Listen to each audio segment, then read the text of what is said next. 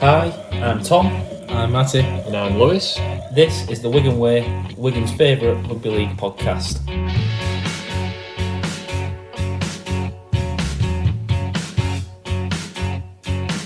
He'll put you in his trap, 'cause he's a union man. He's got it all figured out.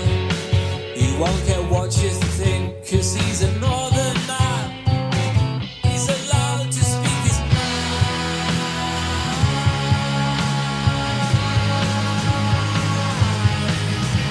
His mind.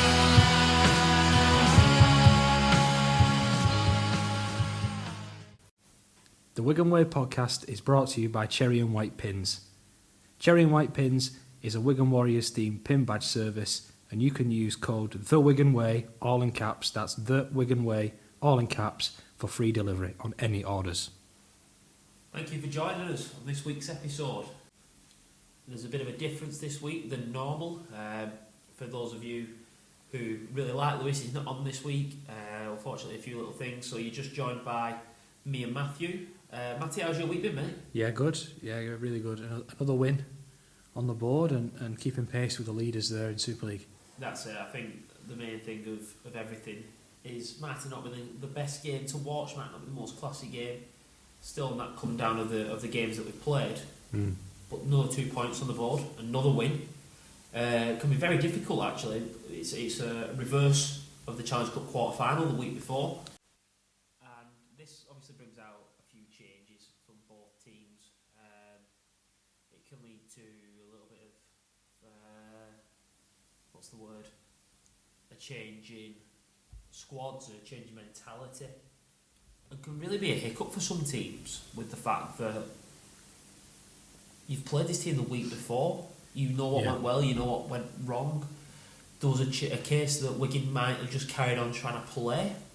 Obviously, they put 60 points on in the week before that you can try and carry on with where you left. It could be seen as a bit of a hiccup game, really, for Wigan.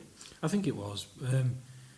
We made 3 spine changes, which is always worth talking about, you know. Yeah. It's never easy to make 3 spine changes and still win.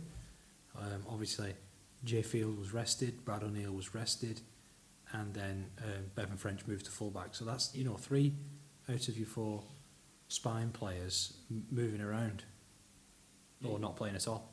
It can cause a hiccup. 22 points added to the points difference. A handy win. There might have been an element to want to try and get more points. I think that's fair, up that points difference, but especially this early on in the season, I think just 2 points is the perfect result, really. Well, people will have wanted us to put points on again. Yeah. And what they won't have realised is that was never going to happen. Number one, like I mentioned, the spine changes just then. Number two, it's a league game rather than a cup game. So when, for example, the week previous, we'd put points on Cast by half time and they were out of the game, they've nothing to play for then. Yeah. Whereas here, you're still trying to keep the points difference down, and they're coming off the back of a shellacking from this same team. They're going to want to show some heart. They made a few positive changes. I thought Rowan Milnes in for Danny Richardson was a real positive change. Yeah, he's a very steady player, and I think that Cast side needs a little bit of control, a bit of good defence. Bit boring. Yeah. If I'm honest, Rowan Milnes, it was a bit boring. That's exactly what they needed. And, he really showed up that left-hand side defence. I like Sam Wood. Yeah, the centres. On the left-hand centre, is he called Sam Wood? The centre? Or is Sam Hall the centre? I can never remember. Either way, the number 4 who's the centre, the Sam. I liked him. The 2 senior brothers. They've got a good Super League wingers. They're a better side than they were every time we've played them so far. So I'm pleased to just have won this game and carried on winning and come through it without any real hiccups, injury or suspension wise. Yeah, that's the thing as well. You got to remember with the Challenge Cup game, there is no benefit to Cass putting a massive shift in the second half and losing by 20. Yeah. Points difference doesn't matter. Well, actually, it might matter to them down at the bottom of the end of the season. Yeah. Who knows? It might be the difference between them getting 12th or 11th, or finishing 9th for all we know, or 8th. Before we talk about the game, Cass have made a few positive signings. Cass have clearly now decided to compete and to look into the loan market, especially to compete. So the downside for a Castleford supporter is that they've lost Jack Broadbent. Yeah. Now, we both quite like Jack Broadbent as a centre. He was off contract at the end of this year. He hasn't been playing particularly well for the last 2 months. And he's been moved around the positions. What they've got in return for that is Tex Hoy till the end of this year. So you could say one in, one out there. And the rest are Tex Hoy that's going to be looking to try and get a contract somewhere, whether that's the NRL or Super League. He's got a point to prove. Tex Hoy with a lot to prove, and some loan signings. And the loan signings we've got until the end of the year. Lewis Senior now officially till the end of the year. Yeah. And Corey Hall till the end of the year. And then there's Sam SA from us just for an initial 2 weeks. Although I can imagine that being extended to 4. Depending how it goes. And them loan signings have made Cass immediately stronger. Yes. I only hope that the reason maybe one of them isn't a permanent move in terms of Corey Hall or the senior brother is that it's whether they're in the 12 next year. I think that's why, yeah. I would like to think that if they're in the 12, they get picked up on a permanent deal because Corey Hall's not playing there. No, and he's local to Cass area. He's from Leeds. Yeah. So, it'd be... Came through, played at Wakey for a long spell, so he knows the area relatively well. And the senior brother, maybe, he's second, third choice winger at Hull KR. Yeah. So I think it'd be a good move for all. While we're on about Hull KR loaning people, yeah, they've also loaned out Yusuf Aiden to Hull FC. I don't think you would get Wigan and St Helens loaning each other players. Well, they are the Man City of rugby league. They've got lots of players they can loan out clearly. I guess we'll talk a bit more about Hull FC later, but yeah, they've loaned another one in from Hull KR. I think it's starting to see the impact the first couple of months has had on some squads. Yeah. And you're seeing a lot of emergency loans now, which is never a good sign. It's never a good sign, and I think the added bit with that is, how do I word this? The bans have been longer, so you've not been able to rotate players the same. Yeah. That's led to some longer term injuries or people playing when they were possibly busted. Yeah. And I can just see that catching up with people. Luckily, we haven't really had to play anyone who's not been fit. No, and that's just because our squad is stacked. I mean, it's the most expensive squad in the league for a reason. It's ridiculously stacked. I mean, we spoke last week, Cameron said about if you want to rest somebody, then you've still got another Super League quality player coming in. You haven't got a young kid coming in if you don't want to. Well, I said to you the other week that is there any other squad that has an international player not in the 1 to 17 shirt numbers? If anything, 1 to 13. Well, and we got Tyler Dupree with shirt number 19. We're not talking about no disrespect, but Cook Islands or Wales or Scotland. This is an England international, Tyler Dupree, and he's not got an initial 1 to 17 shirt. Now we might do next year, and obviously he didn't have one last year because he came in mid-season. But I just think that's showing the depth, and it's required now. We're bringing it Havard back, and I know we're looking to next week a little bit early here, but Havard's back in the squad. Yes.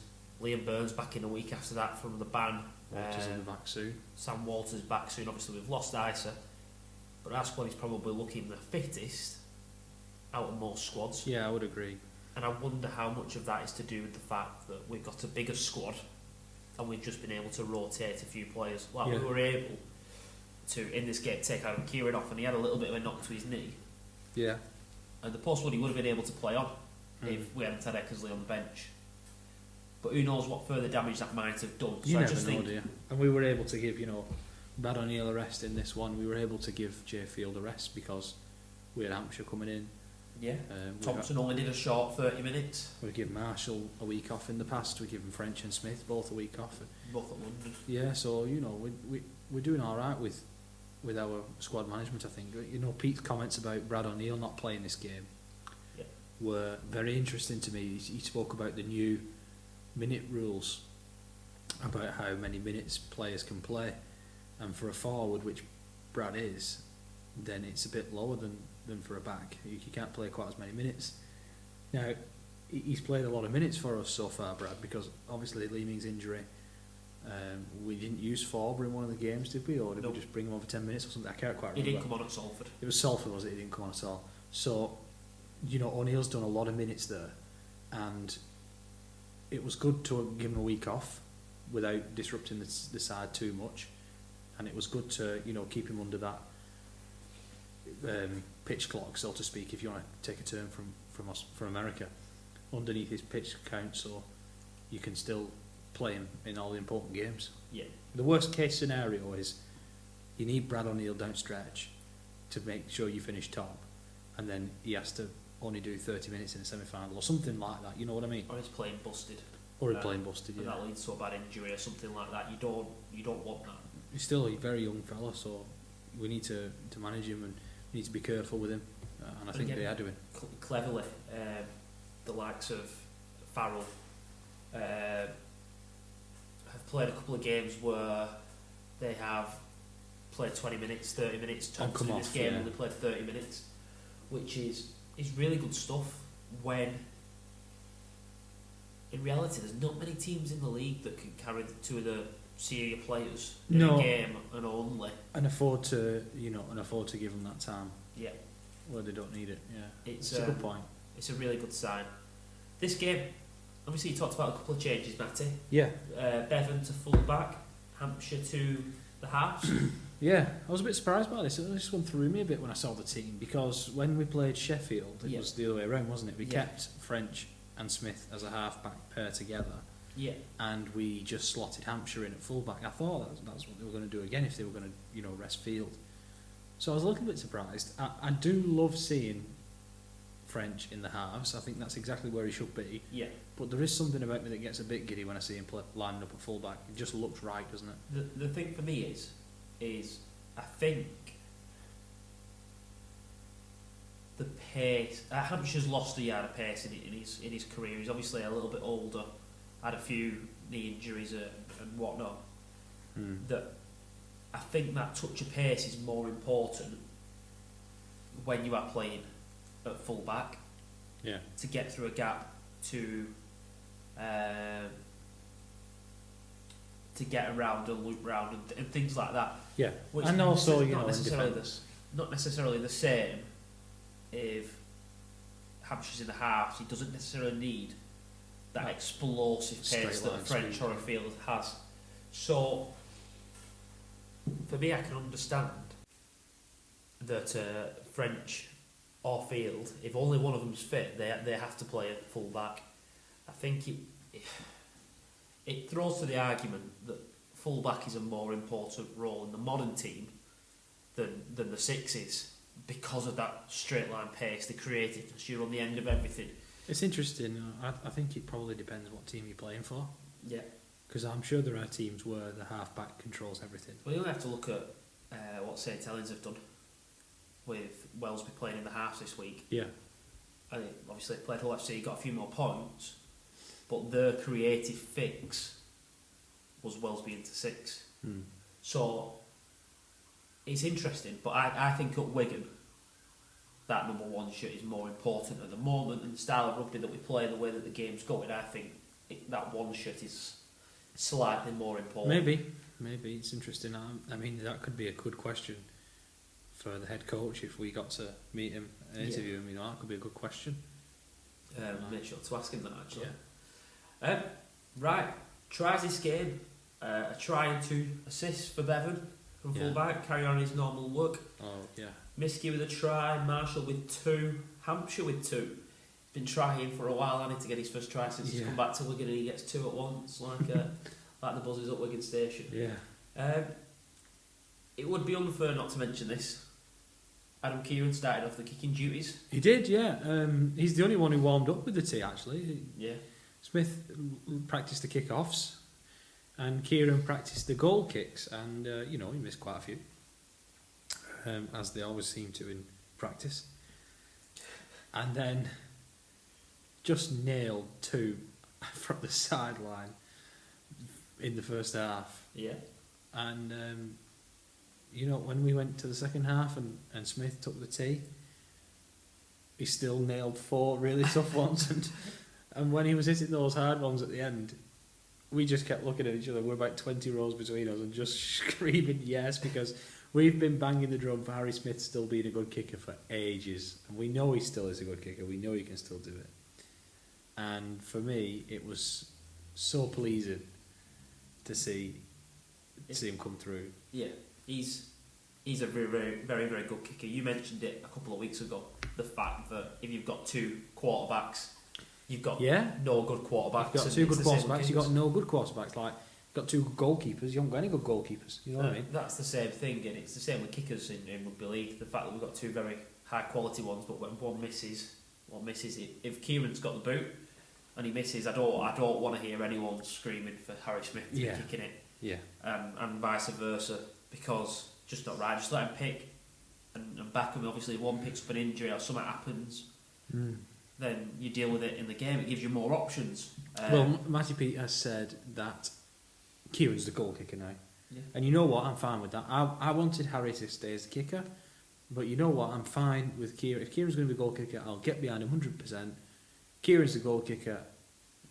And Smith's the deputy. Smith's the deputy. It might help Kieran, give him a bit more confidence. He contributed more to the side. I've liked his contribution, ball in hand as a centre, but then obviously when you're contributing more, I mean, you'll know as well as I do, like when we're playing cricket, if you're not scoring particularly well with the bat, but you can contribute in the field, you can take a catch, you can get a run out or whatever, all of a sudden you feel like you're a part of the team. You're doing a job. It's nice to still have that role and to have that function and to be contributing. So I think it might make Adam Kieran a better player. I'm interested to see where it leaves Harry. Is he going to just be organising the side, because he's pretty good at that already? But is he going to focus on organising the side? If he is, fantastic. Let's see it. Yeah, definitely. Let's see it. But 100% kick rate from both of them. Between them, yeah. You've got 6 out of 6 between them. It's a very, very good day at the office. Obviously, this game was quite close at half-time, 12 points to 8. It's a funny situation, isn't it, that we've gone from a game where we were completely dominant at half-time to a game that we were held back. I don't think we were at our fluent best, and I don't think we've been at our fluent best this year. The ruck was painfully slow. I haven't seen a game where the ruck was slowed down quite so much. And the referee, I thought, was much better than he has been in the past when he's refereed us, to give him some credit. He kept his whistle out of his mouth a lot more than he usually does. And do you know what? Castleford came with a high energy style. It was a bit chaotic, it was a bit all action, and you just knew they couldn't keep it up for 80 minutes. They couldn't fly about for it. No team can really fly about like that for 80 minutes. You've got to be controlling. And so I was never really worried about losing the game. I would have liked a few more points, as everyone would. But 36-14, can I complain? Having just won very comfortably at home? Not really. The scoreboard flattered them with that final try. Late try, sorry, yeah. Where he just chip and chase for himself, Mills, and Harry made a mess of it, and Mills was in. But in terms of the way we've conceded our tries, again, I'm saying this for the 3rd week in a row now, it was an interception that was 99 metres where he didn't beat anybody. He just caught it and sprinted. Well, you can't mind giving them up. And then an individual mistake off a chip and chase in the very last second. Well, you can't really mind that either. No. I mean, I'm sure Pete will be upset at that second one, but you can't be too upset about. Like, we've not been broken down in we've open. Not been cut open easily. In open play, we haven't been cut open once. You'd say when Charlie scored. Since we played Saints. Yeah. So since we played Saints, we've won 3 games, and we've been beaten defensively once, which is when Charlie scored. Because Leatelli's try was off a lucky kick. Senior's try last time in the cup was off a kick. The tries this week, one was off a chip and chase where we made a mess of it, and and one was an intercept. So I'm really pleased with our defensive efforts, even though we give up 14, you know. And again, I always go with the number 20. I back us to get 20 points in most games. Yeah. If we can keep teams below 20, we'll win a lot more games than we lose. I agree. And that's what we've done. We've not conceded mega points, and that gives you a platform. It gives you a platform to have a slow day at the office, bad day at the office, whatever you want to call it, and still pick up 2 competition points. Look, you can't be the best side in the world every week. No, not at all. You can't be the side that beat Penrith every week. You can't even be the side that beat Castlereagh in the cup every week. Yeah, it's impossible. You might win the cup, but you wouldn't win a game after August. I'll tell you that. No. Even with the strong squad we just mentioned, Well, you've got to be, you've got to peak at the right time. And round 8 at home to Castleford is not the right time to peak and show your best form, because let's be honest, you'll win it in second gear anyway. Yeah. And that's not the right time, because you don't give any pots out for beating Cass at home in April, do you? Yeah. I like to add into this that we're talking about Wigan not being mega fluent. We haven't really put the scoreboard down in Super League. We haven't had that. We haven't looked at our free-flowing best. We're actually still only 6 points behind Saints in the points difference. So we've got the second best points difference in the league with a game in hand. Yeah, we've got to play that game in hand against the league.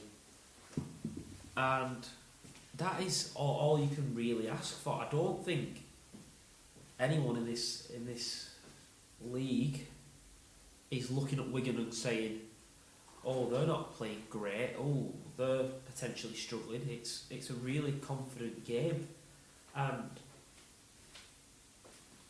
I was worried a couple of times during this game that we got rolled quite easily, and Cass did well to get out of the. Did quite well to get downfield. But every time they got down our end of the field, they didn't look like scoring. They didn't look like beating us through anything. And we did the exact same thing to them and rolled them back downfield. But we consistently do it better. And that's the major difference, that if you want to get into an arm wrestle, as Cass did, and they were flying out the line and doing all that stuff, we're happy to go into that arm wrestle and we'll beat you at it. Oh yeah. There are probably 2-3 teams who in the league who you think will take Wigan's pack on. Saints, Catalans, Wire have forwards that can take on that pack.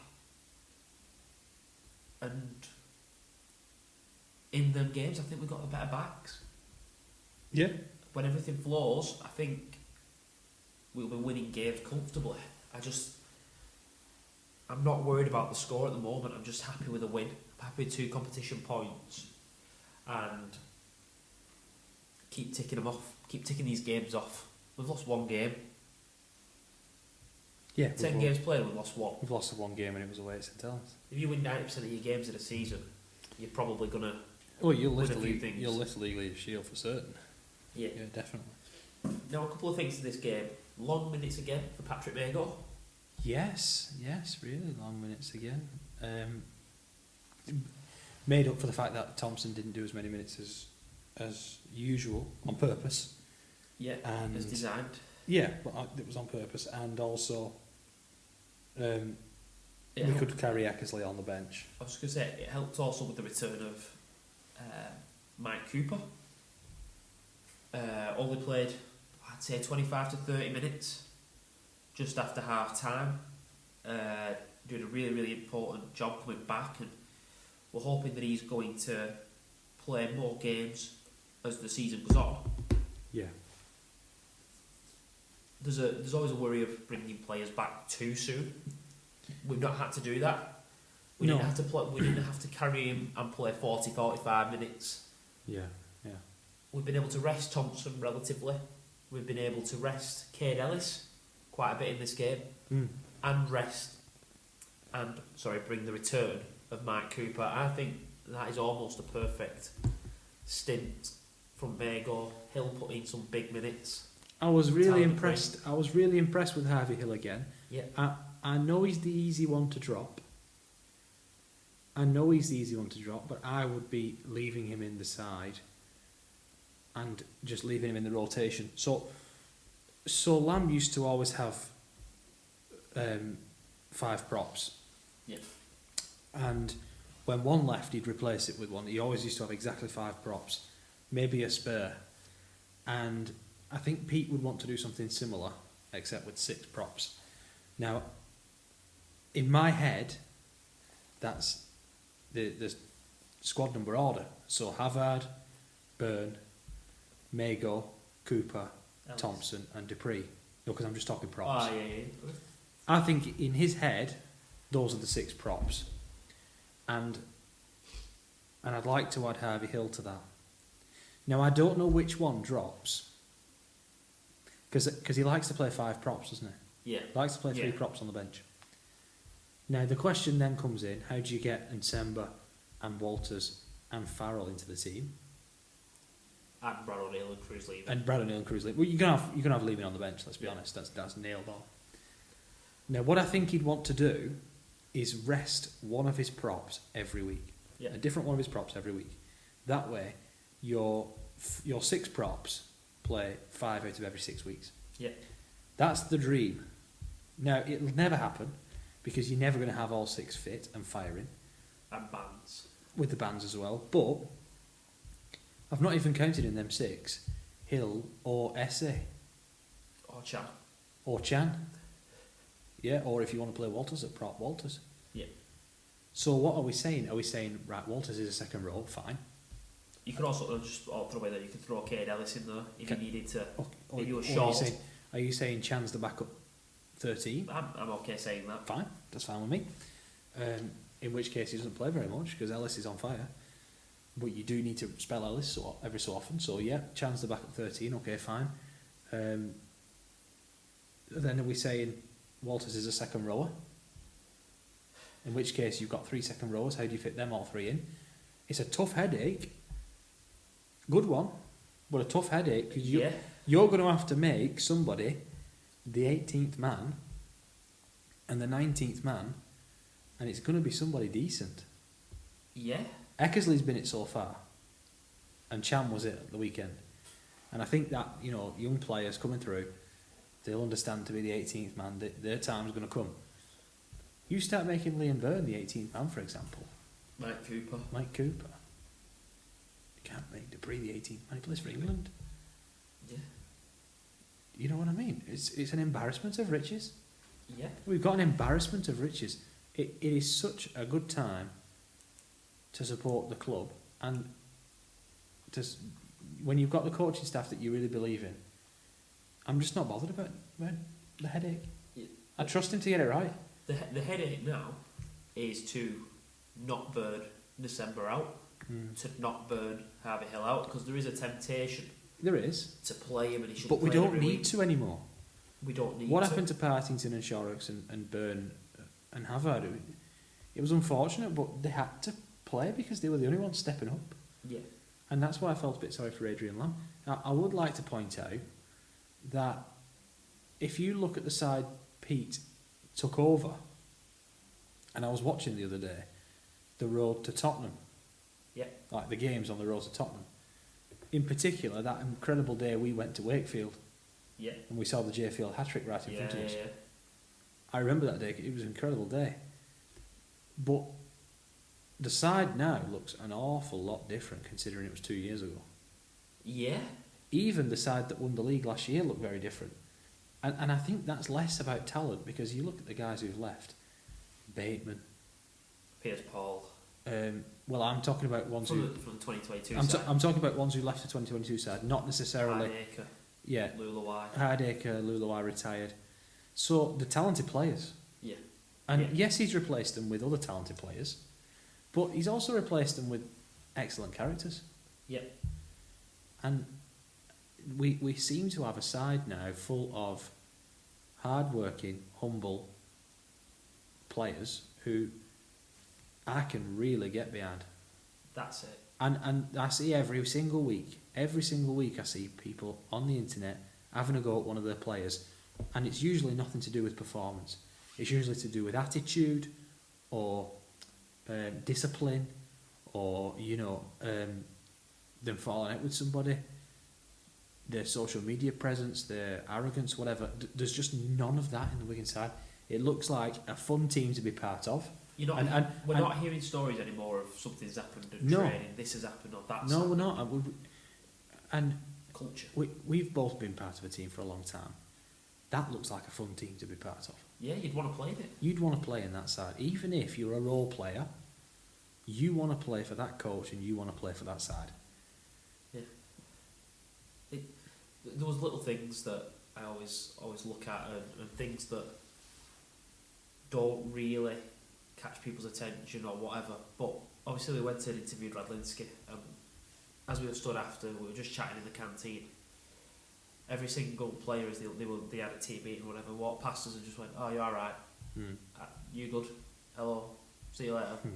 Just little things like that. They introduced themselves and just like acknowledged you, and that's that character. There's no massive personalities. There's no in your face. There's nothing that you're looking at going, what could upset the apple cart if you wanted to at the end of the day, this is rugby league, and it's a sport born out of working class and humility, and it should still be that, without wanting to get too romantic about it all, without wanting to get into a history lesson. That if there's any sport where the players are going to be like that, it's going to be rugby league, isn't it? Exactly. We've gone off on a bit of a tangent there, haven't we? We did, yeah. Lewis didn't rein us in, that's why he's not here to rein us in. Yeah, you can blame Lewis for that. Second half, we should mention, obviously it was 12-8 at half time. The second half started really quick. Hampshire, 2 tries in the first 10 minutes. Marshall then scoring before the 60th. That was like how long Globetrotters, that Marshall try, goodness me. How many offloads, how many long passes. Brilliant try, that. I just think the first 2 tries in that 10 minutes, he just killed Cass. Oh, absolutely. It takes the game to 24-8. It popped the balloon, didn't it? And are they really going to be able to score 16, 18 points? No. Quick fire, no. In 30 minutes? No. It's just not possible for them. Really, really good. And a performance, I think, that is one of them that's just do the job. Do what you need to do. Stand out for you? Stand out players? I know a lot of people on Twitter were mentioning Junior. Did he pick three on a steal points up? Junior? Yeah. I don't think he got great service, but he did all the hard parts really, really well. Well, I've mentioned before that's one of the things I always look for in a young player. Can they do the hard work? The hard yards. Obviously, you practice the hitting the line, so you can have your block play. But he didn't have much. He didn't have much of that, service wise. Obviously, that's come from a new partner in Hampshire. But he did the job, and he made some good meters coming out of yardage, and worked really hard. That's all you've got to do. Yeah. That's how you get in. I mean, it feels like cheating, but I was voting for French. I think French ran the show. I think he always does, let's be honest. And especially when he's by himself and he doesn't have Jay Field to combine with, he takes on a lot of that creative burden himself. Yeah. And, he's good enough. He's more than good enough. It's one of them. When he does that step and he's facing the wrong way, I often think, like, what do you do? The bloke's facing the wrong way, you've not got a clue where he's going. It's when he stands still. He completely stops, stands still, and you have to stand still. You have no choice. It's an impossible place for a defender. You have to stand still, and let him make his move. Yeah. You haven't got a choice. Well, I think that wraps up the Wigan game. Yeah. We'll be back shortly to talk about the rest of Super League. Thank you.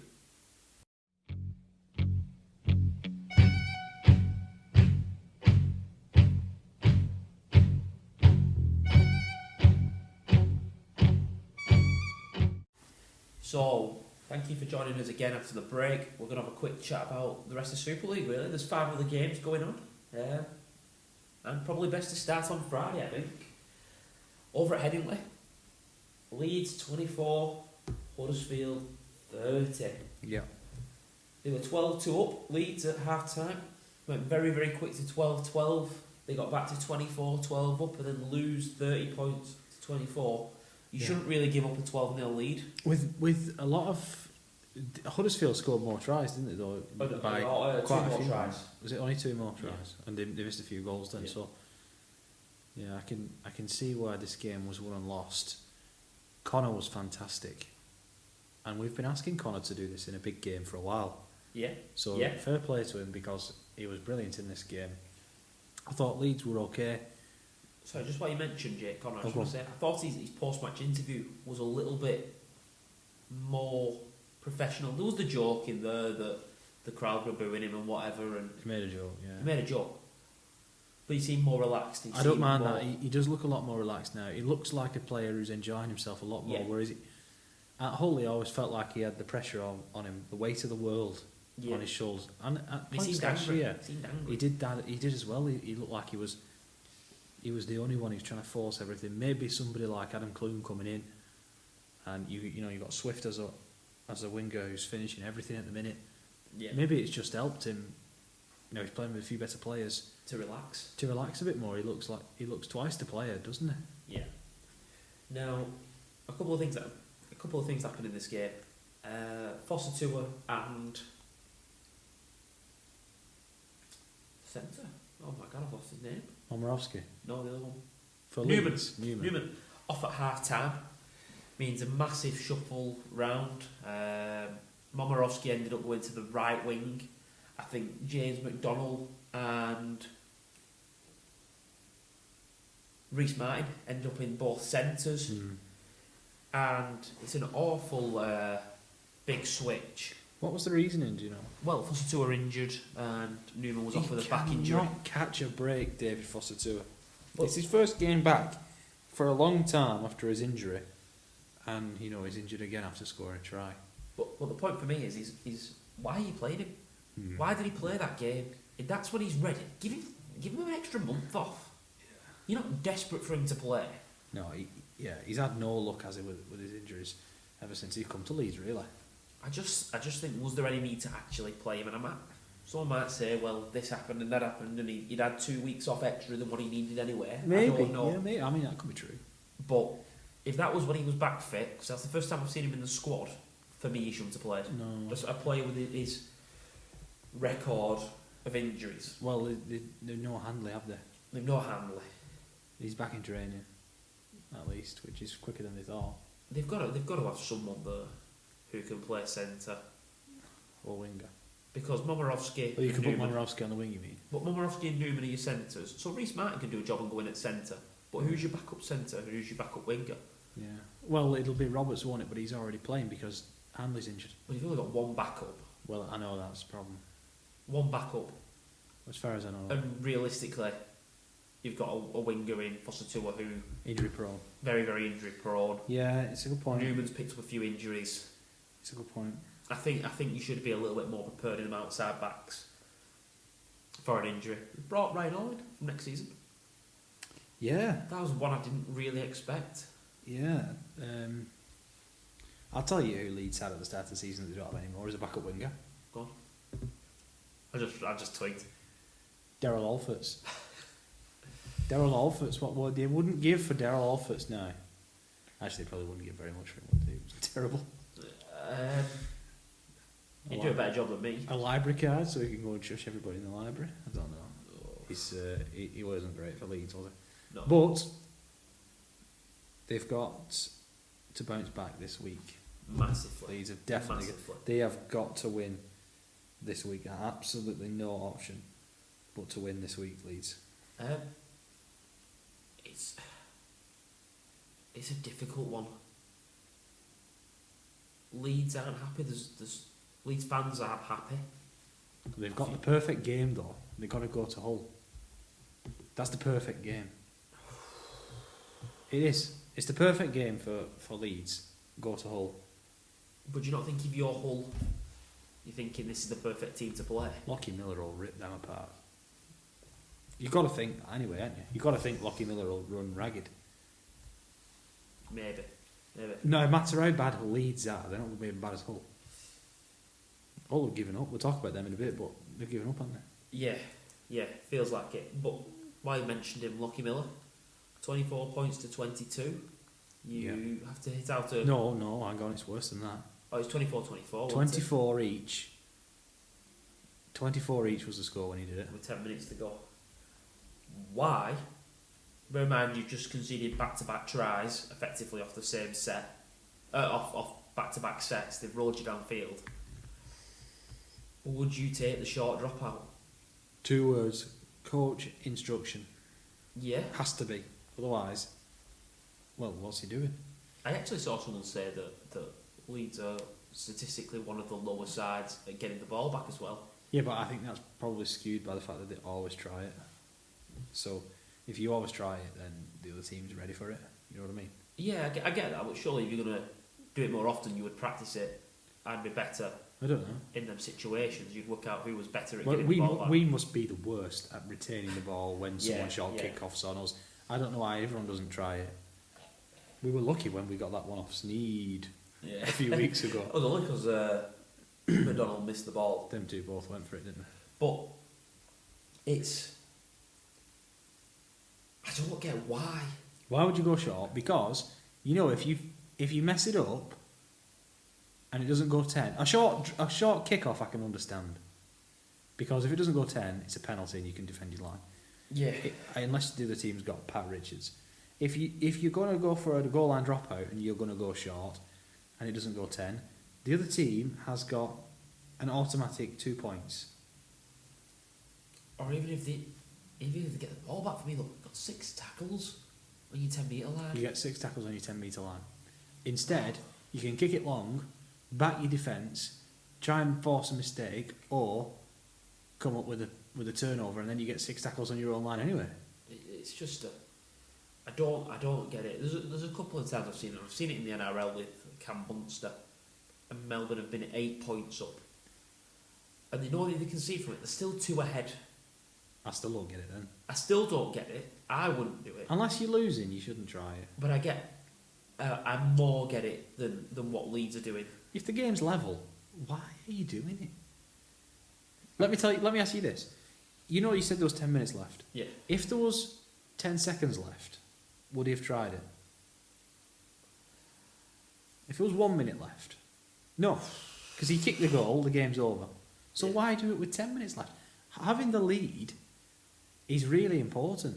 Especially when the guy that normally does it for you, who's the normal... You know who does the kickoffs for it? It's not usually Miller that does the dropouts. Oh, is it not? I don't know. I would have thought you wouldn't do it because you've not got Fosatua and Hanley and Newman who would be kicking it to them. Oh, that's the other point as well. That they'd already got a scattered back outside backs. Kick it long. What? Kick it long and defend your line. What's wrong with that? You actually watch Matt Frawley during this. He goes berserk. Oh, so he should. You're giving them 2 points, and then they've got the lead, and the referee is less likely to give you a 2 point penalty to catch up. So now you've got to score a try. Yeah. It's a silly decision. In my view, it's a very silly decision. Whether it pays off and you get 6 tackles. I don't get where it's come from. Why it's still ongoing. Because it's been shown not to work. You only hear about it when it blows up in the face, because it can never be wildly successful. No. The best possible situation is you retain the ball. Yeah. And you're in terrible position. That's the best thing that can happen. That's why we never hear about it going well, because that's the best thing. That's the best thing that can happen. Just that. You might as well just defend it. Just defend. Just keep long and defend. And you know what? I'm going to say it. It's cheating the game. Of course it is. It's definitely cheating the game. It's an easy way to try and get the ball back rather than just doing what you need to do. You're trying to steal a possession. And I get it. There's ways to steal a possession. That's not one of them. Right. I've had enough talking about El Capico. over to St Helens. If you're Hull FC and you've just sacked your coach halfway through a 2-week break, not at the beginning of the 2-week break, you can pick 3 clubs definitely not to play. Yeah. Saints are definitely one of them 3 not to play. Yeah, definitely. When Saints have been criticised for not getting enough points. Saints were seeing this as a training exercise. Yeah. Try and work on a few new combinations. Try and get a few points on the board. Yeah. It's a damning indictment on what Hull FC is as a rugby league club at the moment. In that Saints have just treated it as like, well, let's see if it felt like a pre-season friendly. Let's see if this combination works. Let's see if that combination works. Oh, that worked. Let's try that again. It felt like a pre-season friendly. It was ridiculously easy. Some of the tries they scored were lovely, and some of them were so simple. Yeah. And I get it. Hull sent the youngsters, or some young, they sent a really young side, and it was Scott Griggs. You know, it was his first game as interim boss. But you'd much rather support Castleford Tigers or London Broncos after their efforts this week than Hull FC. You know what? I can't agree with that statement more. Yeah. Is there a harder club to support right now? Well, in Super League, you're conditioned to expect success at Leeds. Yeah. That isn't currently happening. But you're around the top 6 and you can win games. But you're in games. Yeah, you're in games. And you don't feel like you're a million miles away from success. You're out with a short dropouts cost you, and you've got some good players. If you're Hull, what are you clinging to? Hoy's gone, Brown's gone. What are you clinging to? How do you fix it? Tom Briscoe and Ed Chamberlain. That's a strange move. Ed Chamberlain on a loan move and Tom Briscoe is out for the season. Tom Briscoe for 18 months and Ed Chamberlain on loan. I'm sure Briscoe's out for the season. Is he? Did he snap his ACL or something? I don't know. And you send in Daniel McIntosh. Daniel McIntosh the other way, which your goal kicker and a winger. Well, you don't need a goal kicker, do you? They don't need a goal kicker. I'd do a decent job. No one would know if we were out of place if we were goal kicking for Hull FC, because we wouldn't have attempted a single goal. Oh wow! It's a mess. It's an absolute mess. I don't know what the problem is. The best thing they can do, because they know they're going to be in Super League next year, they're going to be in the 12. The best thing they can do is literally rip it up and start again. Yeah. I don't want to sing the song again because we sang it last year about Castleford. Rip it up and start again. Get a quality coach in. Give Myler a chance. They'll give him some money. They'll have to. They'll give him some money to spend. Use his contacts. They're going to have to. Yeah, they're going to have to spend this off season, and they're going to have to start from scratch because there's going to be some ugly games. Oh yeah. This season. Well, just to show how ugly some of these games have been. Hull FC points difference is minus 224. Yeah. London's is minus 234. And what did they beat London by 4? By 4. So it's practically the same then. If you take out that game. Yeah. If you take out next the game week, when they play each other. Hull have Leeds and London have Cass. Oh goodness. Yeah. Oh goodness indeed. By the end of next week, there is a real possibility that Hull will be bottom. Well, Hull have got 2 points. London could beat Cass. If London win 1-0, they'll go above Hull. Yeah, definitely. And if they don't, Hull FC could have a worse points difference. Yes. And you look at the teams that Hull have played. They played OKR twice, Warrington, Huddersfield twice, and Saints. London have played similar, if not more difficult games. London have played Wigan. Saints, Catalan, Hull FC where they lost, Wigan, Warrington twice, including one in the Cup, Salford, Hull KR. London's fixtures have been more unkind. Yeah, definitely. If I was London, I'd be looking at that as the positive. And I actually think London have more points in them than Hull FC. effort doesn't win you any games on its own. Let's be clear on that. But London look the more likely side to win a game right now. Yeah. Because they're putting in 80-minute performances. I mean, they were half decent against Salford for most of the game. They hung in there, whereas Hull have been blown away for each of the last, well, it feels like every game this season apart from when they played London. But it can't be every game this season. But it feels like it is. I'm just going to look at the points. They're getting blown away. If I remember correctly, they kept it close against Catalan, maybe. Wow. Yeah, so looking at this was a 22 points difference, lost to Hull KR, 26 to Warrington. They beat Hull FC by 4. They lost to Catalans by 14. They then lost to Lee by 50 points. Oh. Conceded 50 points to Huddersfield in the Cup. Lost to Hull KR by 24. Conceded 56 against Huddersfield again, and then lost by 58 to Saints. So 4 times this year, 3 times in 10 games, 3 times in 8 league games, they've had 50 points put on them. And the best performance has probably been against Catalan, Probably. which is amazing to say. Like, was Tony Smith the problem? No, I don't think he was. Does anyone have an actual clue where the problem is? Same as I don't think anyone has a clue what the problem is. No, I think it just needs a complete gutting and a complete rip out, and I don't know where you start with that. Yeah. I really don't. I don't know how you do that. And who does that is the question. Paul Rowley turned him down Yep. with a mention. Why would you trade in Salford now? Lee Breers has been mentioned. Wow, Lee Breers, Lee Brisbane to go to Hull FC.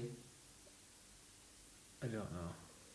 Every coach that has been named, I'm just sat saying why. Why? Yeah, but they're not going to have Scott Griggs, are they? They're going to appoint They'll someone. have to appoint someone, but who? Justin Holbrook. Would you take that if you're Justin Holbrook? You're thinking too high up. Oh, I'm definitely thinking too high up. It'll be Andy Last or James Ford, won't it? I'm just thinking about people that I think could go in there and fix it. Sean Wayne could go in there and fix it. Oh, here's one. Brian McDermott. Maybe. Big character. Success in Super League before. You need a big character. Brian McDermott? Or is he holding out for the Leeds job again? Ryan Hall's back. Why not? Ryan Hall's back. What's Kevin Sinfield up to? Oh, you've got Kevin Sinfield's son. That's close enough. Yeah. Jamie Peacock. He can still do 20 minutes. Get Callum Lutherwhite. He can still do 20 minutes. Colin Watkins. Yeah, Watkins. He could get Herdacre back. You get the band back together. I just think the only people that come to mind that would come in and fix it, who I think have got experience of doing that, is someone like Wayne, Christian Wolfe, Sean Wayne, a Madge. He's got the New South Wales job. Well, Madge is employed, so it won't be him. What about somebody like a Sam Burgess character? Gareth Ellis? Maybe. Gareth Ellis. Oh, we're saying that. We don't know if he wants to be in coach. No, he might not want to be the coach. He left as assistant, didn't he? Like, yeah, but I know what you mean. He doesn't have to be a whole legend. No, it doesn't. No. Breers would work perfectly, but it's just whether or not he would want to go. Do 2 more years, win a comp with Brisbane. Probably come back and have the wire job when Burgess goes over. Maybe. You know what I mean? That you get into hypotheticals, but Yeah. he's on an upwards trajectory. Yeah. Would you take that risk? I wouldn't touch it. If someone said, "Here, Tom, go and take I'll offer you the Hull FC coaching job. You can have unlimited funds." You're kidding yourself. I wouldn't have a clue where to go. You would definitely take that. Oh, I probably would, but if You someone know- said he has 10 million quid, go and fix it. You know who I saw rumoured, and it wasn't. In fact, it wasn't even rumoured. It was just somebody just making a guess. Go. And it did make me think, because it does feel as though it could go one of two ways for him at his current club. Is Steve McNamara. McNamara, it feels to me like he's going again. It felt like his championship window had closed, and he's going again now with a younger side that look really decent. If it crashes and burns, which I don't think it will, because I like Catalan and I like McNamara this year, I think they're really good. If it crashes and burns, they might want to go with a hot young coach to go with the hot young side that he's built, and that's a much easier sell than Hull FC for a Lee Breers or for a Holbrook. Yeah. So maybe for a Trent Barrett. Maybe there's a world where Steve McNamara ends. Oh yeah. Maybe there's a world where McNamara, and it just got me thinking, like, it could go one or two ways for Steve at Catalan. I do think he's very well respected and very well liked. Success. Yeah, he does need to win something this year, but if he doesn't win anything, or say he just wins a Shield. If he doesn't win anything this year, he's under pressure next year. Yeah, I think so. I think he is. Similar to where Ian Watson's been at Huddersfield. Going back to the Challenge Cup. Yeah, getting to the final. Yeah, I don't know. It'd be interesting. That's an interesting one to see what happens. If you're an up and coming coach, are you holding out? Are you going to Hull, or are you holding out for the Leeds job? Holding out for the Leeds job. Holding out. Well, I don't think there's many other jobs. No, Huddersfield's a safe seat now because of how well they've been doing. They've been playing excellently. Lee potentially. The ones I'm going to say. Warrington, if Burgess went back to the Rabbit Hawes in 12 months. Saints maybe if things don't go right with Wellens. Yeah, but then Catalans if things don't go right with. I think those three. I'm still waiting for one of them over going to Hull. Those three seats are incredibly safe. Yeah, I would say. Wellens is the least safe. Yeah, and Burgess is the most safe only because he's only just started. But they're all three still very safe. Yeah. Pete is ice cold, definitely safe. Lingard is definitely safe because he's brand new. Watson's safe, saved himself now. So really, you're thinking, Lamb. I don't think he's got any plans on moving on soon.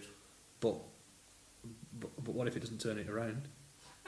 Yeah. What if he doesn't turn it around? McNamara is going to be under pressure to win something, but is still pretty safe because he's well liked and well respected in French Rugby League. Willie Peters is safe as houses. And who else is there? Am I missing anybody? Paul Rowley safe as houses. So realistically, you're looking at Leeds or Hull. I mean, the whole job is yours if you want it. Leeds job, you'd imagine, is going to be coming up in the next couple of months unless he can turn it around. The rest, not going to be this year. It's going to be 2 years' time. Yeah, and even then, if it's Lee, it'll be end of season. Yeah. We're talking about the next game. I just find it tiring because talking about Hull FC. I mean, if this was a Hull FC podcast, how many episodes would we have done this year? It would be so. I would smash me head with that iPad. But here's the thing. Again, we're going to talk about now how lucky we are to support this team that we support. Would we really be going into training? Would we be speaking to the head coach? Would we be speaking to the CEO? Would we be? Does it strike you as that kind of a club? No, not at all. But some do. Like you could imagine, Lee would be up for this sort of thing. Warrington would be up for this sort of thing. Saints would be up for this sort of thing. I've seen plenty of the podcasters working with Saints directly. Culture. There's one thing that links those clubs, and it's which side of the Pennines they're on. I don't want to get too much into a Lancashire and Yorkshire thing, but I do think that the clubs over there can be a little bit insular. Yeah. I think all cars done really well. All cars seem to be massively improved. I mean, that's almost further the other way, and that's like into Humberside now, and they see the Yorkshire clubs as different as well. So I'm thinking more like the West Yorkshire clubs do tend to keep themselves to themselves and be quite insular and throw shots at each other, whereas over here we seem to. I don't know. Maybe it's because success has been over here. There has been a lot of success over here, yeah. Right, next game on to Saturday. So then 3 games. Wigan as well was on Friday. We've got 3 on Saturday. A close one to start. Warrington beating Lee Leopards or Lee Jaguars or Lee Cougars. Yeah. As the Twitters were saying. Beat Lee 16 points to 14. This was 3 tries apiece. Yeah, 3 2 tries goals each. for Warrington, 1 for Lee. This was a try, the match-winning try that was worthy of winning any match. Yep. Fantastic try for Nicholson after a Dufty and Thewlis move. Yep. But this try was worthy of winning any match, I've got to say. Definitely. Because this was a good game, this. Very, very good game. Very high quality. Very good game, very quality game. 2 good sides. It's bad that Lee are getting lumped in with the 2-point crew. They've had some tough results. Their fixtures have been ridiculous, and they've got to play Catalan next. I don't know who cooked up their fixtures. Maybe it was a Wigan supporter or a Saints supporter. Well, I'm just looking at who they've played this year. Huddersfield, first game. Saints, Leeds, Hull FC, where they win. Challenge Cup, and then they play Salford, Wigan, Hull KR in the Cup, Lee, and then Warrington again. They've only played 1 of the bottom 6 teams, is it? 1 of the bottom 6 teams this year so far. Oh no, 2. They played Leeds as well. Yeah. They're in the bottom 6 out of 9 Super League matches. That's a tough start to the season. Very for tough. anyone. Very tough, and it does. They've got Catalan next. They've not been massively outplayed. They lost to Warrington by 2, Salford by 10, 6 to Leeds, 8 to Saints, 8 to Huddersfield. They're not massive losses. And you just have to look at their points difference, and it's nothing like the other two 2-pointers. Definitely. Nothing like them at all. And for Warrington, I'll admit I've been quite calm and relaxed, is what I'm going to say, on the Sam Burgess hype train, because they've had it before. They've hyped up seasons really early last year, an obvious point. And I said I've got to see them win a close, tight game against good opposition, low scoring, whatever. They conceded 14 points. Yeah. It could have been 18. They conceded 14. They've won by 2. They've not been at the best. I don't think they were at their free-flowing best, and Dufty running riot, and everything went. I don't think everything went perfect for them. I saw an interesting side of the fact that Vaughan came off the bench. I quite like that. Can run 50-60 minutes in that middle 25 either side of half time. Yeah. Can do a job like that. I just wanted to add that on. They were behind at half time to come back. Yeah. And to not blow a team away but still win. No, I think Warrington. You're right to give Warrington credit. I think they do deserve a lot of credit for this win. I just felt it was important to say that they actually stuck in. They did what champion sides do. Yeah. I'm not saying they're a champion side yet, and I've got to see it 4 or 5 more times from them. Yeah. I wouldn't mind if they play a decent team and win 30 points to 0. Yeah. They've got to keep that good opposition to low scores and win. That's my opinion. And they're going to have to play Wigan soon. They've got to play St Helens soon. Catalans, I don't think they play again for a while. But they're teams that I'm talking about, the teams that you would say the top 4 or 5 teams. Yeah. You've got to beat them in a low scoring game. I can't see them winning 8 in a row and losing 8 in a row though. No, they're too strong. The highs are maybe not as high, the lows maybe aren't as low. I think they're more centralised. They'll be consistently okay all year, and I think they'll be comfortably in the 6. Yeah, I think they'll be comfortably in the 6. I think they'll probably lock in that 4 or 5 with Hull KR. I did back them to go to the final, if you remember. Yeah. In the pre-season prediction, I did back them to go to the final. I think we're away from their credentials to truly being proven, because that's the thing for me. They've not proven it yet. No, but they're on the way. They're on the way. They're doing the right things, and I think they've spotted these 2 things. Right, shall we jump over to London? Yeah. An absolute points fest. London 4, Salford 12. McCartney getting the try for London, Watkins and Cross getting the tries for Salford. Sneed 2 goals and Vinny Hour getting a red card. Could have been a potential banana skin really for Salford. Vinny Hour was a red card. Was a really nasty tip tackle. Yeah. He hasn't been banned, but I think that's because it would have only been a 1 match anyway, and it was a red card. Yeah. Within the game. I thought he might have got 1 for it. Yeah, I did. Salford. What do you take of that? That's the lowest points that London have kept teams down to. London were really up for it. Yeah. Do you just spin it as 2 points won and move on? I think so. I don't think Salford were great. I think that their fans were saying it was really clunky and really lacklustre. Yeah. A lot of them were asking for Atkin and Cust to swap places because when they did within the game, it was pretty good. Yeah, I've seen a few things about that. Cust to go into 9 and Atkin to the halves was working for them.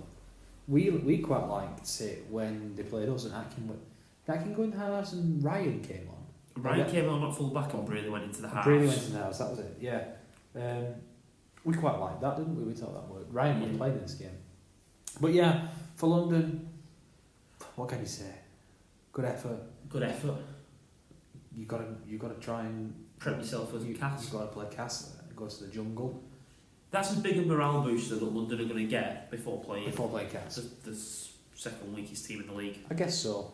So I would have liked to have seen London without the long-term injuries for some of their exciting local players. Yeah. Because I would have liked to have seen a few of those players playing. Definitely. In Super League. Definitely. Or Macon came off the bench. Harvey Macon. Yes. On loan from Wigan, came off the bench again. Another one will be looking for minutes at Wigan soon. He'll be looking for minutes somewhere, whether it's London or I think it would have been expecting to go to Wakey, wouldn't it? But to be honest, going to London's a pretty decent shout for him. Yeah, definitely. Right, last game on Saturday. This is probably the biggest shock result, I want to say. We had the predictions last week and you could say Leeds or Huddersfield, close. That one looked like a good game. Saints would be dominant. We were expecting Salford and Wigan. Wire League, close game. Wire could be close, but probably Wire to win. Catalan's Hull KR, everyone thought this was going to be another close one. Probably favoured Catalan. I think Catalan had 4 in the handicap. But wow, did they get off to a storm. They peppered the back 3 of Hull KR early on. Really struggling with the high ball. The sun, that first half was awful for the Hull KR back line. Everyone's really struggled under the high ball. I hope Harry Smith was watching. Yeah. Sent a few spirals up on Friday. The sun was in his eyes, and Morg messed one up, didn't it? Morg messed one up. But I was really... must have let 4 or 5 bounds. I was so impressed with Morg. Yeah. He looks better every time I watch him. Well, this is the thing, obviously. What's his name, the overseas signing? Who's this for? For Catalan. Nicarima. Oh, Nicarima. Was on the bench. Yeah, well, he's back from an injury, so he was on the bench. And he was playing full back, and Morg had been dropped. Nicarima was playing on the at the start of the season. Morg was at full back, and Nicarima was on the bench, subbing at 9. Subbing 9. They then changed that, and Morg went to the bench, and Nicarima started 9. Started full back. Started full back, sorry. With the injury, Morg's probably cemented that number 1 spot. He has. As we talked about, some squads having question marks. The thing is, Abdul's going to be out for ages, so you can just slot Nicarima in the halves. Straight into the halves with Teo Fash. And a really interesting one, Da Costa didn't play. No. Who was phenomenal the week before. Mickey did play and scored, but he's got too much back. Yeah. So now you're going to have to lean on Da Costa again. Mickey was excellent in this game, but come up with 2 infringements that he'd been given one Both match. picked in 1 game. 1 match each, yeah. Yeah. Hull KR. What did you do with Willie Peaks after this game? Did you just wipe it off and say that it was a bad day at the office and we'll move on? Well, I'm sure once the supporters who travelled there, and by the way, over 1,000 Hull KR supporters there. No one does it like them, apart from every other team that always takes 1,000 supporters. Yes, no one else does it like them. No one ever does it like them. As soon as the 1,000 supporters saw that Mikey Lewis wasn't playing, I'm sure their hearts dropped like stones, because he's so influential for them. Yeah, he's massive. And he was a big miss in this match. Ben Reynolds played, and you know what? Ben Reynolds did alright. Yeah, he's not Mikey Lewis. He's not Mikey Lewis, no. We mentioned, and before we wrap this up, I just want to mention this really quickly. We mentioned Lee having a very, very difficult start to the Super League season. Yeah. Hull KR start to the season. Hull FC, Leeds, Salford, Wyre, Huddersfield. Hull FC, London. Catalans is the first real big test, in my opinion. You call Warrington a big test, or Warrington a big test, but 4 weeks in, you talk about the big three. Wigan, Saints, Catalan. That's the first big test. If you want to call it the big three, Catalans was the first team that I would put as above Hull KR. Yeah, it's a big three. The league's a big three. Wyre and Hull KR are very similar, but they lost to Wyre. The league's a big three, not a big four. And if it is a big four, you know what? I'm making an argument for Warrington being fourth. Yeah, you might as well put it as a big five at that point. I'm making an argument for Warrington being above Hull KR, but I think the league's a big three. Yeah, there's a big three in the league, and my point is this was a poor performance. This was a poor performance, yeah. It was a very poor performance. They have to play Wigan next week. We'll talk about that in the predictions. They're going to have to play really well to beat Wigan. If the issue they've got now is if they lose to Wigan, do you start going, well, they're kneeling then, they're going to be close, but Saints the week after, and then Warrington. So they've got the big four. They've got in a row. Yeah. And then wow, I bet it's us nearby after that for the. Then cup. it's the cup. So wow, the next 5 weeks, including the one just gone, feasibly could be. It's Willie Peters. The other four. Willie Peters could be the greatest coach in Super League. Yeah. If he masterminds 5 wins from 5, gets them to a 4 from 5 now. 4 from 5 now, yeah, sorry. Gets them to a Challenge Cup final and gets them to possibly top Super League or second. They wouldn't be top. If them teams have lost, they should be there. Or there's very, very real world where they don't win any. They don't win any of them. They don't win any for 5 Slip down the table, stuck on 8 points, middle of the table, out the cup, can't beat everyone else but can't beat the other 4. That's a realistic chance. And then all of a sudden, if Lee pick up some wins in their easier games, Hull KR and Lee are like level. Yeah. After the starts they've made, that's really possible. That's a real possibility. I think that might happen. Yeah. That's some serious questions. I mean, let's be honest. I'm not going to back Hull KR against us. I'm not going to back them against Saints or Warrington. No. I'm just looking at where them games are at. Obviously, we travel over to Hull. Saints then travel over. I think that's a Saturday 3 o'clock kickoff. Yeah, it is. And they've got Warrington on 5 days later on the Thursday. Oof. 8 o'clock. And then Wigan. They have got a nicer run after that. Well, they're bound to if they play all the top teams in a row. But it's only 4 weeks later they've got Catalans again. And you're going to be bouncing off them 5 going into that. It's a real danger situation for Hull KR. That's an interesting one to keep your eye on, folks. Definitely. Right. I think that wraps it up. Yep. Nice situation for Super League. It's balanced again, as all things should be. It's nicely balanced. Yeah. I know I mentioned the big 3 there, but it's a big 3, not a big 1. And there's no one cut adrift at the bottom. No, and it could get really, really interesting really quick. I think there'll be a race for every single position again, like there was last year. I hope so. There'll be a race for every single position, apart from like 10th, which I think 10th will be whatever. But I think there'll be a race for the top. There'll be a race for the top 4. There'll be a race for the top 6, top 8, bottom. Yeah. Right. That wraps up Super League, and we're back shortly to go through some NRL and some predictions. Thanks.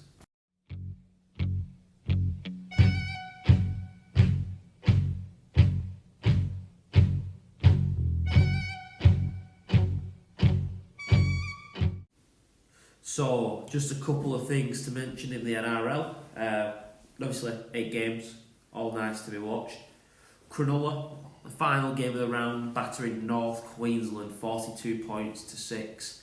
Gone top, haven't they? Gone top. I think it's fair to say North Queensland might be the flattest track bullies. Yeah, they were seen. They were looking good, weren't they, after a few weeks? But I think the big thing for the Sharks, obviously they've been fantastic so far. They've been really good. They've only lost one game. It just seems such a settled team for me. The problem is they've just lost the captain.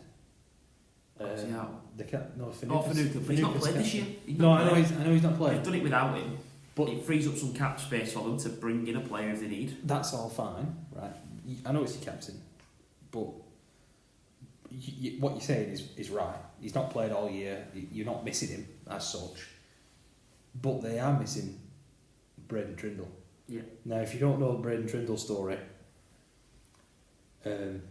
he's been caught over the limit driving. Yeah. And there might be some substances involved. He'd been at a teammate's party. The teammates have let him leave because they thought he was going to another party. Instead, he's got in his car and driven, been stopped by the police, and now he's in big trouble, basically. Yeah. That's your creative halfback. Now, that's the sort of thing that absolutely not derails, torpedoes a season. Yeah. Because even though it's just one player, it's the psychology of it all. Yeah. You lose. Yes, you lose a player, but you lose your team in that moment. You lose your team spirit. So that was this before the game, or well, he played in the last game, didn't he? Yeah. So I'd imagine it was just after the game. Yeah. Either way, massively. They've got to get points next week. They've got to win next week, and they've got Canberra. They've got to go to Canberra. Yeah, they're on form, but they've got to go to Canberra. Yeah. They'll be without their halfback. Fogarty's injured. Yeah. Carpius Paul losing this week to Canterbury, 36 points to 12. Smithies lost against the Broncos, 34-10. Wow, Reece Walsh is exciting. Reece Walsh is very exciting. You see the way he hit that line? Oh my goodness. He was absolutely flying. He hit the ball at top speed and you just can't stop him. Yeah. Desi's, Gold Coast, losing to Manly, very, very close. Yeah, they were close again. Still get a win soon. Tommy Turbo, 2 tries. Brilliant player. Penrith and the West Tigers. This is a game that I just want to mention something. Something funny happened. 6-0 up. They make a break and they beat Penrith. Yeah. They're about to go 2 scores up against Penrith. Justin Olam is backing up on the inside, ready to receive the ball. Brad Schneider completely off the ball. The villain. I told you he's a villain. Villain last year. The villainous Brad Schneider. That's his full name. Yeah. Dives. Takes out Justin Olam with an ankle tap. The ball hasn't even left the winger's hand here, so it's not like he's a little bit early to try and make a tackle. He just knows he's not keeping up. Takes someone out. The winger throws the ball back in on the inside. He's seen Olam there. Yeah. Drawing his man, drawing the full back, plays on the inside, and suddenly Olam's not there. There's nobody there. It hits the floor. The ref gives knock on. They then challenge it because they've got the captain's challenge over there. They challenge it, and they said, "Yeah, Schneider has took him out off the ball. Professional foul. Clear professional foul off the ball. Penalty to Wests." And doesn't send him to the bin. Doesn't send him in the sin bin. Ridiculous decision. They don't get the 12-men advantage. He saved a try. How can he not be put in the sin bin? I just don't get it. I don't get it. He knows exactly what he's doing. And Penrith defend the set. A couple of minutes later, get a try. And then they do what Penrith do and steamroll West and win 22-6. St George beat the Wars. Poor performance from the Wars, not at the best. No, Zach Lomax. Is he in state of origin form? He's in contention. Certainly in contention. And why would you be going to Parramatta? Really? Would you be leaving St George to go to Parramatta? I don't know. He's on a lot of money and I think St George look at it as a mutual parting of the ways, try and reignite Zach's career, and they free up a lot of money there that they don't need to spend on a winger. Yeah, but they lost to the Dolphins, and Parramatta did, yeah. This is the first time you can't really say, well, they're missing Moses and they're missing such and such a body, because the Dolphins were missing the hammer, missing Herbie. Yeah. Was the halfback? Look at the missing Isako. What was his name? What's the halfback called? Or Sullivan didn't play. He didn't play, did he not? He was off the bench, sorry. Oh, right. He's just coming back, isn't he? He came back. He came on with 6 minutes to go. Yeah, he's just coming back. That's why he's on the bench. Isako did play but didn't kick goals. And they put 44 points on them. This is a Wayne Bennett, Christian Wolf. Yeah. Just go back to basics. Down the middle, we're going to do the hard stuff. We'll kicked really well, chased really well. Kick and long, Parramatta couldn't stick with them. Play short. Kick long, play short, tackle hard, run hard. Parramatta could just not stick with them. Simple, yeah. The second half is a phenomenal performance.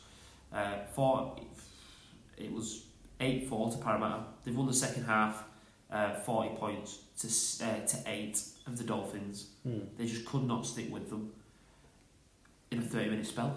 It's frightening. And finally Melbourne.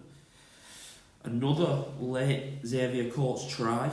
It was 12-12 with 5 minutes to go. Coates gets another try. Melbourne beat the Roosters. And they'll be really happy. Melbourne sit joint top. Yeah. With but I'm impressed with Melbourne. They've got a lot of good wins, close wins. Lots of winning difficult games. Coates is amazing on the wing, isn't he? Yeah. I actually think Melbourne's turn of games gets particularly easier in the next my couple of games. favourite player to watch for Melbourne is Jerome Hughes. Oh, he's unbelievable. I know that Munster gets the headlines and Harry Grant gets the headlines. Pappy. And rightly so. But for me, Jerome Hughes is just everything you want from a scrum half and more. Yeah. You know what I'm going to say I really like as well? Nick Meaney. Yeah.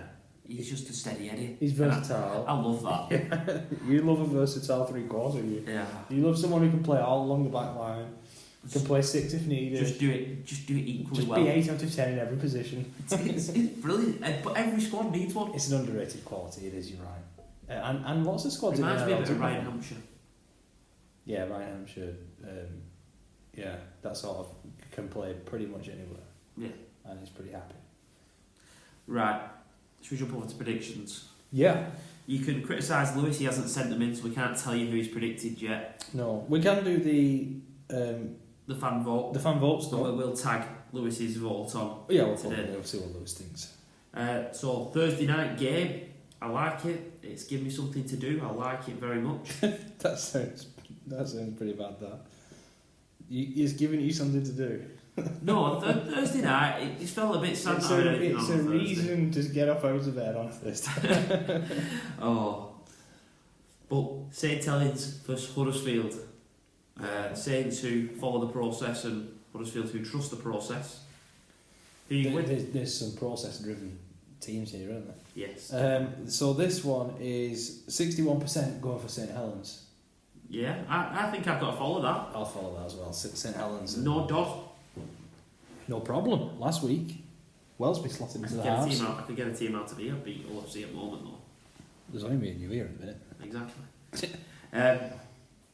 But Saints, I'm going to say it's quite convincingly. Yeah, I think Saints will have too much from it. I am interested to see this one though, because Huddersfield are flying, and yeah, there's a good test for them. Good test. If Huddersfield can go toe to toe with Saints in this game, they'll prove something to me.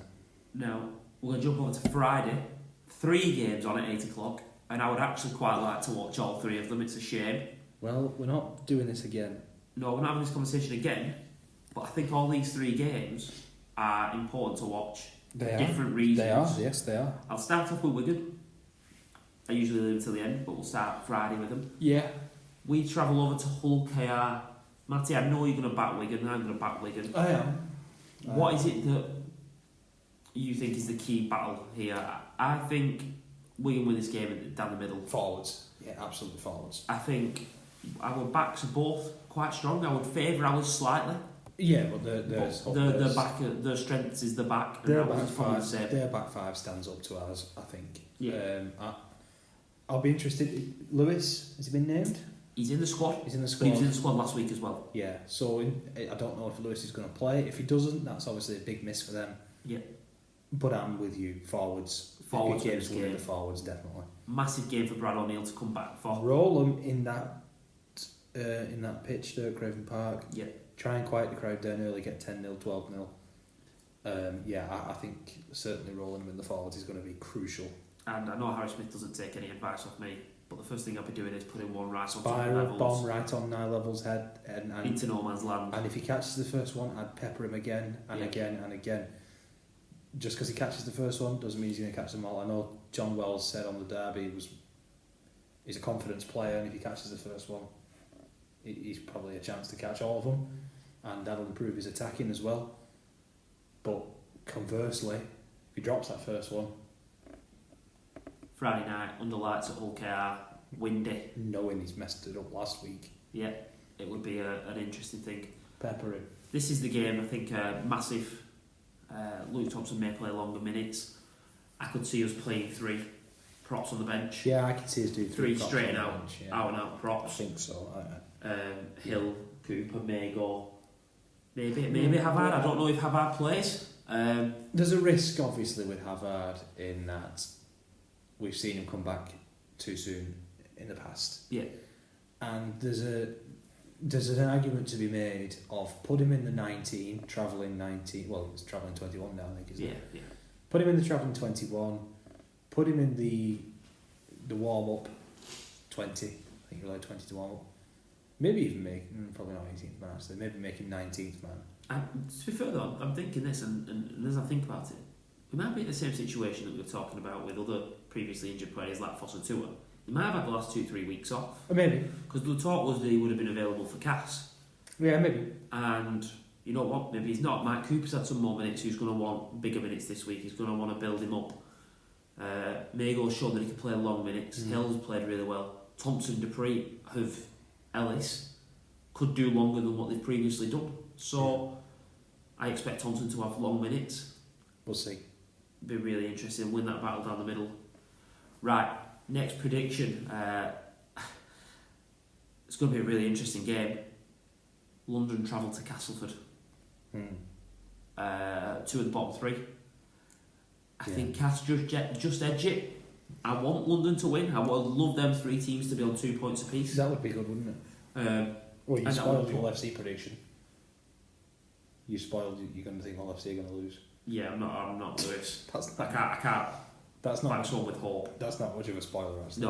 No. I'm going to edge for. I'm going to edge for Cass as well. I am. Yeah. I am going to edge for Cass. I can't see any other result. 68% for Cass. I think that's fair. I think that's fair as well. 70% of the time, roughly winning that game. Broncos London have would have proved been 3 of them. that they can go toe to toe, but until we actually see them get over the line, we're going to find. If they played 10 games, you'd back Cass to win. At least 7. Yeah. Yeah. 7. So I'm alright with that. I think that's a fair percentage prediction. Yeah, I agree. A really interesting game. Leeds games don't get any easier. They've got Catalans coming. To the Leopard's Den. To the Leopard's Den. And you know what? I'm going to back Lee. Family business is back in Lee. Back in Lee. Never backs against Lee because family connection. It'll cost you maybe because 78. You kept that one quiet there, no? That's not come up this. We brought that up last year, definitely. We definitely brought that up. I don't think it has. We have brought that up before. The only reason I think things might just. Oh yeah, why do you think Lee are going to win? Go Lee. Daniel McIntosh in gives them a kicking option. They have the option to play Hanley at full back, which was his natural position. Moylan's kicks are so weird. Like even the ones that go over, it feels like he slices them on purpose. Yeah. It's such a weird kicking motion. Very Matty Smith kick. Yeah, that's a good point. But Arthur Morg's going to play in this game with the smoothest kicking action I've ever seen. It's like velvet.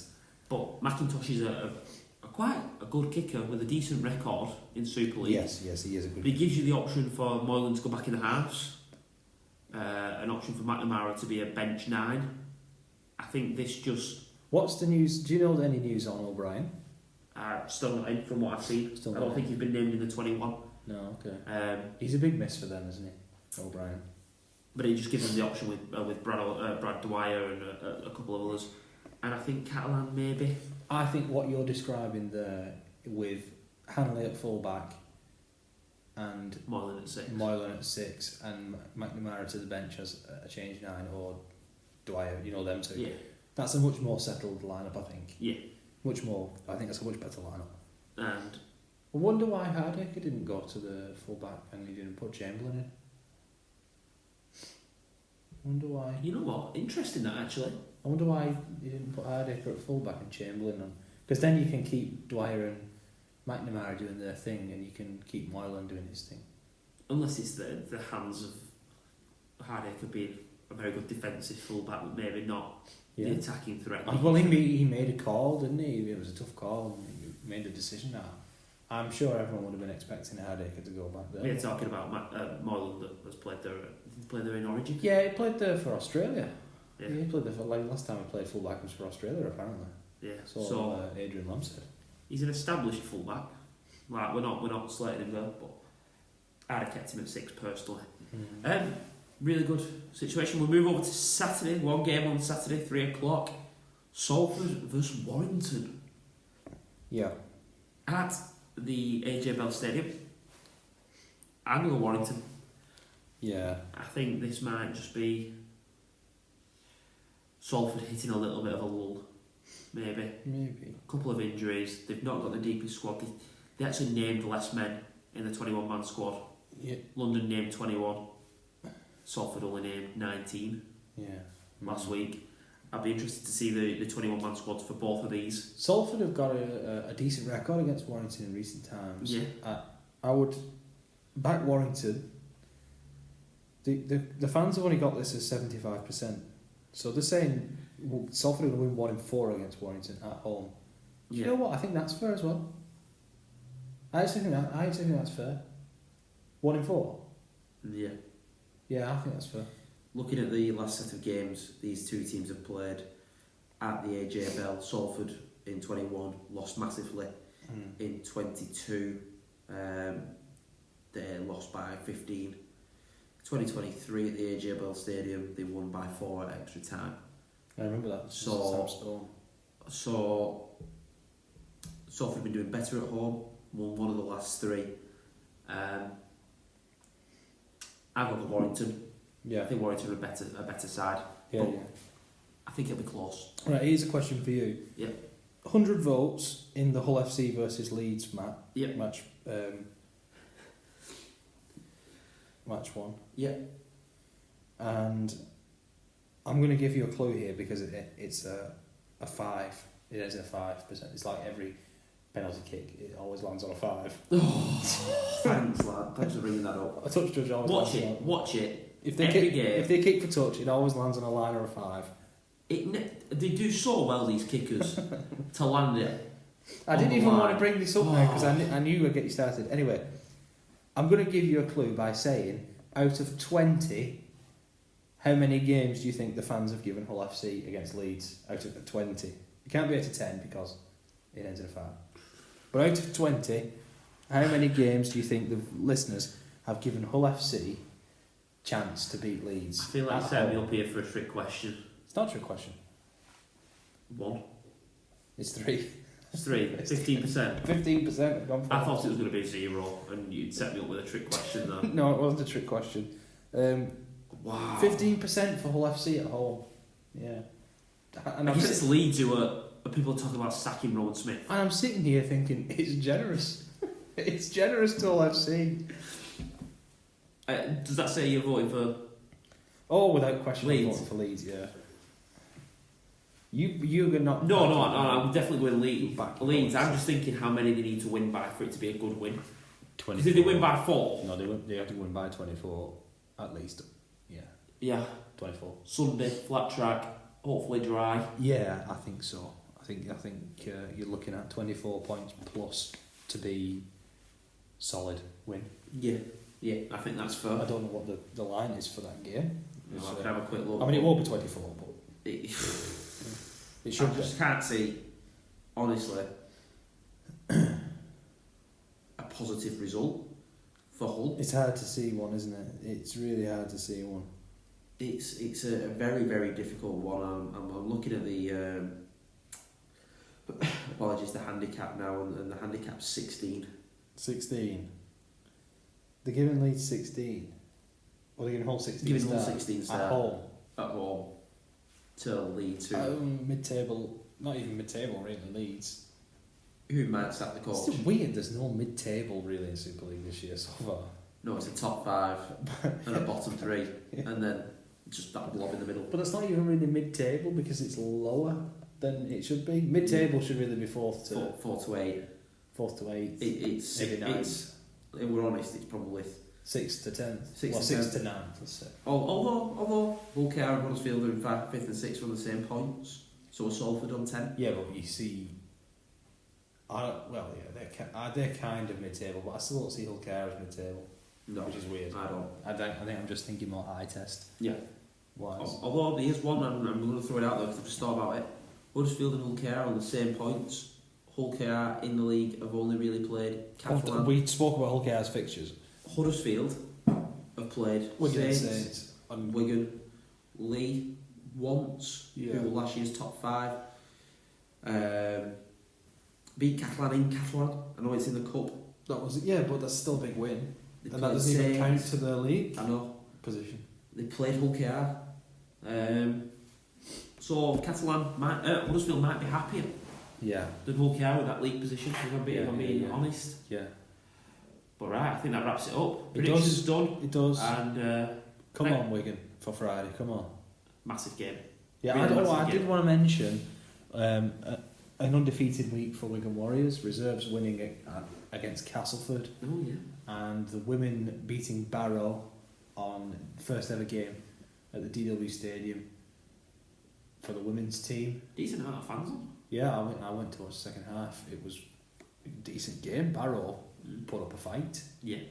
And it was good for the women to play there. Dennis Betts cut a powerful figure. Looks good, doesn't in it? his black tracksuit. Yeah, looking good. Anna Davis might be the goal. I tweeted. She was incredible. For Wigan, scored first try by a woman at the stadium for a Wigan women's player at the stadium. Yeah. Someone tweeted that an England player who also played for Wigan scored when they played Canada. Oh yeah. So technically she was the first Wigan player to score at DW, but for Wigan it was Anna Davis. Really good turnout. There were quite a lot of Barrow fans, to be fair to them. And again, another weird wrinkle. Dennis Betts was the first male try scorer for Wigan at the DW Stadium. Yeah. Then called the JJB. So, and that's just now he's the coach. Yeah. Weird wrinkle.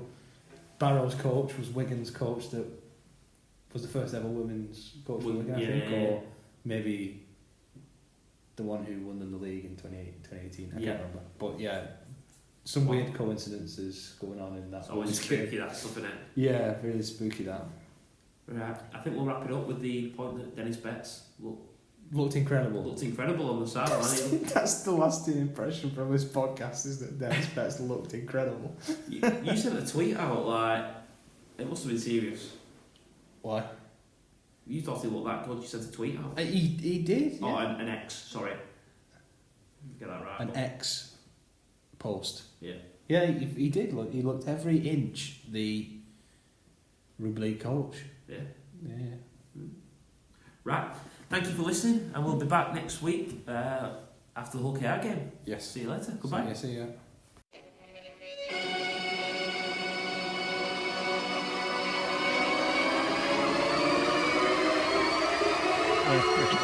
Hi, I'm Tom. I'm Matty. And I'm Lewis. This is the Wigan Way, Wigan's favourite rugby league podcast.